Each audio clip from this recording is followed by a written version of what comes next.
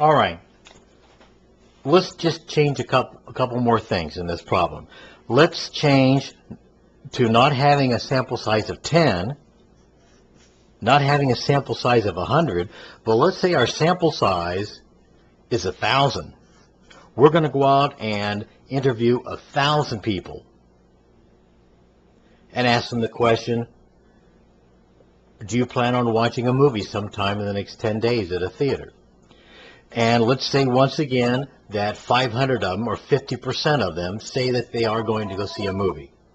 All right? So, based on that, we start with our 50%. We're going to go out in either direction to form my confidence interval. But let's change one more thing.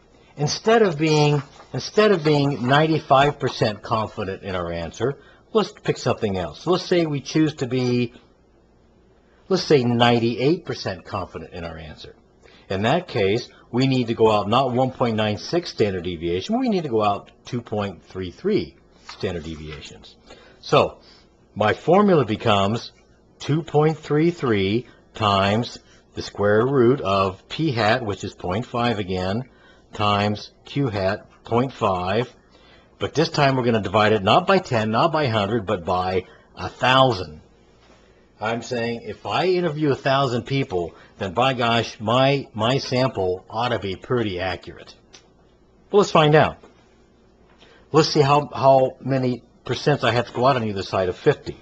So here we go. We've got 2.33 times the square root of 0.5 times 0.5 divided by 1,000, close parenthesis, and that is equal to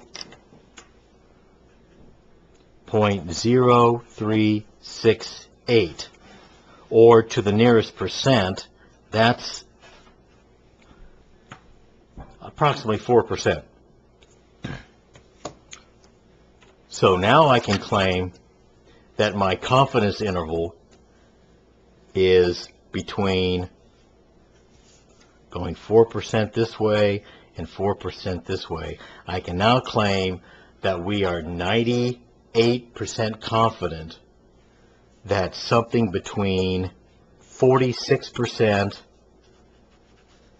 and 54% of all adults plan to go see a movie in the next 10 days. And that's a fairly reasonable confidence interval. We say that the margin of error is 4%. It's 4% bigger than our sample, 4% less than our sample. This concludes our first example of confidence intervals.